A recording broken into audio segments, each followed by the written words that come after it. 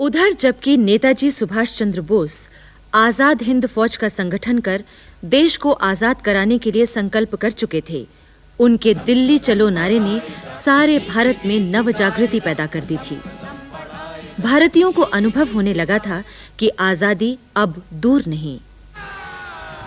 सन 42 के आंदोलन को ब्रिटिश सरकार ने अपनी बर्बर दमन नीतियों से दबा तो दिया था, पर भारतीयों के हृदय में आजादी की आग अभी भी धधक रही थी और वो आजादी पाकर ही शांत हो सकती थी। इस बीच सन 1943 में भीषण दुर्भिक्ष पड़ा। इसका सबसे ज्यादा प्रभाव बंगाल में पड़ा था, पर इसका असर बिहार, उड़ीसा और मद्रास में भी पड़ा था। इतिहासकार लिखते हैं कि यह संसार का सबसे बड़ा मानवकृत अकाल था, जहां एक ओर हजारों की तादाद में पुरुष, स्त्री और बच्चे भूख से तड़प तड़प कर मर रहे थे, वहीं दूसरी ओर अनाज सरकारी गोदामों में पड़ा सड़ रहा था।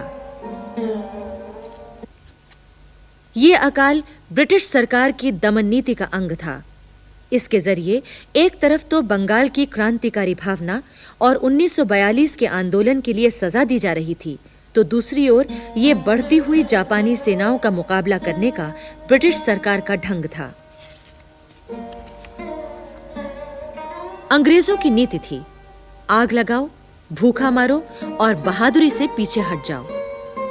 वो लाखों की तादाद में फूके हुए, भूख और मरे हुए आदमियों से जापानी सेनाओं का मुकाबला करना चाहती थी। दरअसल ब्रिटिश सरकार को यह डर था कि नेताजी सुभाष चंद्र बोस और उनकी आजाद हिंद फौज की मदद बंगाल की जनता अवश्य करेगी, इसलिए उस जनता को पहले ही तबाह कर दो। यही कारण था कि इंग्लैंड में बैठी ब्रिटिश सरकार ने इतने बड़े अकाल को कोई महत्व नहीं दिया, जबकि उसमें 10 लाख लोगों की मौत हो चुकी थी। महात्मा गांधी जेल में होते हुए भी वॉयसरॉय को पत्र लिख लिखकर बराबर चेतावनी दे रहे थे कि ब्रिटिश सरकार की अनीतियों और अत्याचार के कारण किस तरह भारतीय जनता यातनाएं और असहाय पीड़ा भोग रही है। जब इनका कोई असर नहीं हुआ, तो महात्मा गांधी ने 10 फरवरी 1943 से 21 दिन का उपवास करने की घोषणा कर दी। आखिर 10 फरवरी 1943 को प्रातः 9 बजे आगा खां महल में महात्मा गांधी ने अपना उपवास शुरू कर दिया। उन्होंने एक बार फिर स्पष्ट किया कि यह उपवास राजनैतिक कैदियों को अकारण दी जाने वाली यातनाओं और बिना अपराध घोषित किए ही दंड देने के विरोध में किया जा रहा है। गांधी जी के उपवास की खबर सारे देश में जंगल की आग जैसी फैल गई। 20 फरवरी 1943 को गांधी जी का स्वास्थ्य एकदम गिर गया। सारे देश में अजीब सी हलचल मच गई। हर पल संकट और बेचैनी से गुजरने लगा। ब्रिटिश प्रधानमंत्री विंस्टन चर्चिल गांधी जी के साथ कोई रियायत करने के लिए तैयार नहीं था। उन्हें कैद से छोड़ने की बात तो दूर थी। आखिर 24-25 तारीख तक गांधी जी का स्वास्थ्य पुनः गति में आ गया। 3 मार्च को नारंगी का रस पीकर गांधी जी ने उपवास छोड़ा। इनके इस उपवास का फल ये हुआ कि भारत की जनता एक बार फिर कुछ करने को उठ खड़ी हुई। उधर आजाद हिंद फौज की गतिविधियों की जो खबरें आ रही थीं, उनसे भी भारतीयों के हौसले बुलंद हो गए थे। जय हिंद राष्ट्रीय नारा बन चुका था। 22 फरवरी 1944 को आगा खां महल में बीमारी के दौरान गांधी जी की पत्नी कस्तूरबा का निधन हो गया। उन्हें आगा खां महल से हटाकर अस्पताल ले जाने की सारी कोशिशें बेकार गई थीं, क्योंकि वो अपनी अंतिम सांस गांधी जी के पास लेना चाहती थीं। गांधी जी ने कहा था, बा की मृत्यु से मेरे जीवन में जो सूनापन आ गया है, उसकी पूर्ति कभी नहीं हो सकती। इसके बाद गांधी जी बीमार हो गए। जनता और ब्रिटिश सरकार दोनों को चिंता हुई।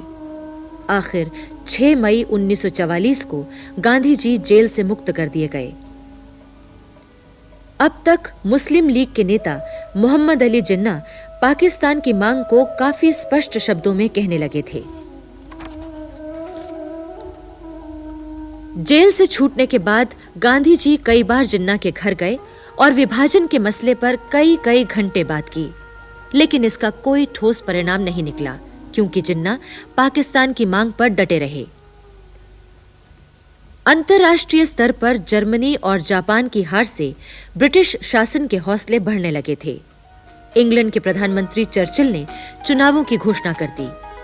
उन्होंने चुनाव में समाजवाद का विरोध किया और पूंजीवाद का समर्थन किया। परिणाम यह हुआ कि चर्चिल की पार्टी हार गई और मिस्टर एटली के नेतृत्व में श्रमिक सरकार की स्थापना हो गई।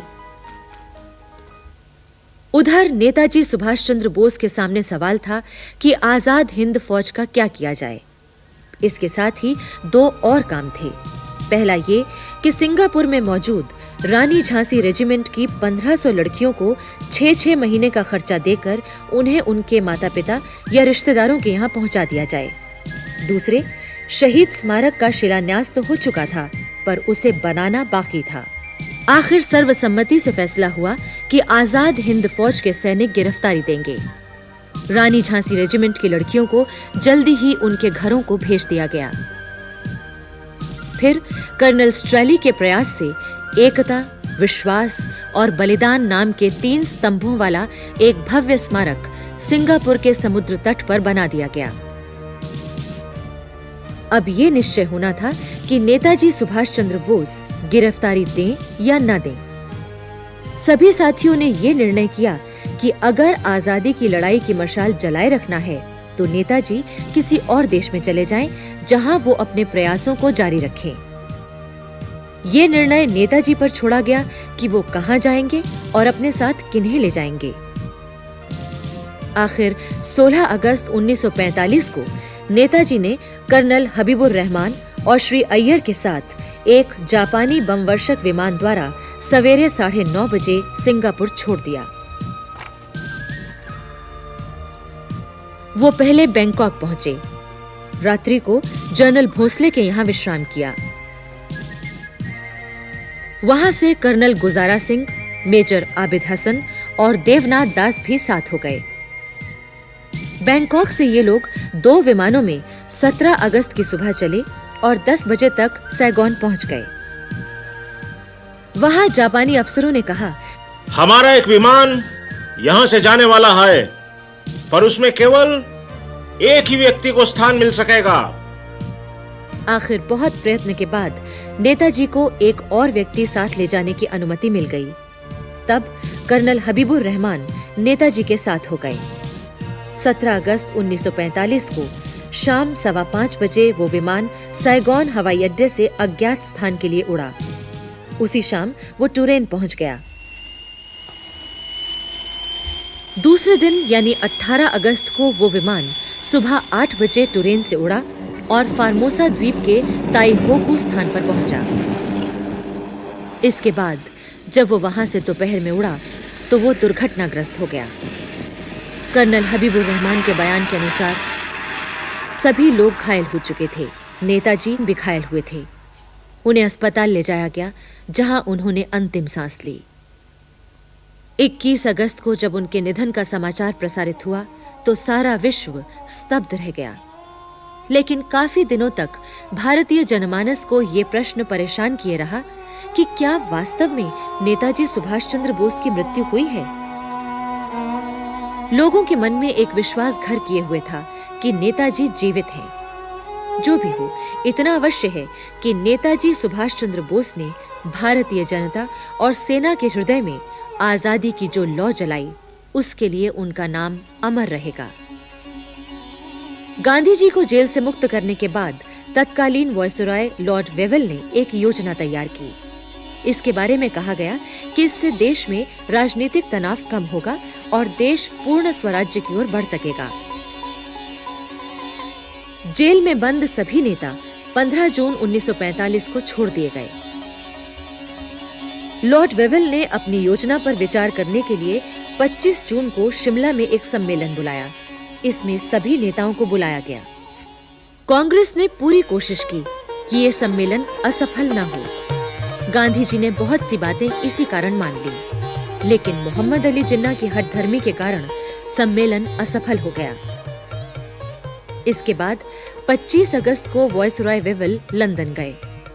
वहां उन्होंने नई श्रमिक सरकार के नेताओं से बातचीत की और भारत लौटकर 19 सितंबर 1945 को केंद्रीय विधानसभा के लिए आम चुनावों की घोषणा कर दी। उधर आजाद हिंद फौज के अफसरों को बंदी बनाकर भारत लाया गया और उन पर भारतीय सेना से भागने और सम्राट के विरुद्ध युद्ध करने के आरोप में मुकदमा चलाया गया। सबसे पहले जिन 3 अफसरों पर मुकदमा चला वे थे शाहनवाज खां, ढिल्लों और सहगल। ये मुकदमा लाल किले में चलाया गया था। उनकी पैरवी करने के लिए देश के सर्वश्रेष्ठ बैरिस्टर भूला भाई देसाई, तेज बहादुर सप्रू और जवाहरलाल नेहरू गए थे। आजाद हिंद फौज के अफसरों पर मुकदमा चलाए जाने से देश भर में क्रोध की भावना उबल पड़ी थी। देश के कोने कोने में आजाद हिंद फौज की देशभक्ति के गीत और नारे गूंजने लगे थे। आम जनता और स्वयं जवाहरलाल नेहरू ने जय हिंद के अभिवादन को राष्ट्रीय अभिवादन के रूप में अपना लिया था। इसी बीच कांग्रेस कार्य समिति ने आजाद हिंद फौज के संबंध में एक प्रस्ताव पास करके कहा, कांग्रेस इस पर गर्व करते हुए भी कि विदेशों में अभूतपूर्व परिस्थितियों में श्री सुभाष चंद्र बोस ने जिस आजाद हिंद फौज का संगठन किया, उसके लोगों की कुर्बानी, अनुशासन, देशभक्ति, बहादुरी तथा अपनी सद्भावनाओं का प्रदर्शन किया तथा ये मानते हुए भी कि कांग्रेस के लिए ये उचित तथा ठीक है जिन फौजियों पर मुकदमा चल रहा है उनकी पैरवी की जाए और इस फौज के ऐसे लोगों को जिनको मदद की जरूरत है मदद की जाए। कांग्रेसियों को ये नहीं भूलना चाहिए कि इन लोगों की पैरवी करने तथा मदद देने का ये अर्थ नहीं है कि कांग्रेस किसी तरह स्वराज्य प्राप्त करने की अपनी अहिंसा संबंधी नीति से विचलित हो गई है। मुकदमे की कार्रवाई अखबारों में विस्तार से छपने लगी थी। उनमें दिए गए बयानों के जरिए नेताजी सुभाष चंद्र बोस की बहादुरी की झांकियां लोगों के सामने आने लगी थीं। लोग उन्हें पढ़ पढ़कर नेताजी के दीवाने बन गए। 23 जनवरी 1946 को जब उनका जन्मदिन आया तो सारे देश में उसे बड़ी धूमधाम से मनाया गया। कलकत्ते में तो जोश की आंधी ही आ गई। आजाद हिंद फौज के जो अफसर गिरफ्तार हुए थे वे जनता की आंखों के तारे बन गए थे। सारे देश में एक बार फिर से हिंसात्मक क्रांति भड़क उठी। कलकत्ते में तो ये हालत हो गई कि अंग्रेजों का सड़क पर निकलना मुश्किल हो गया।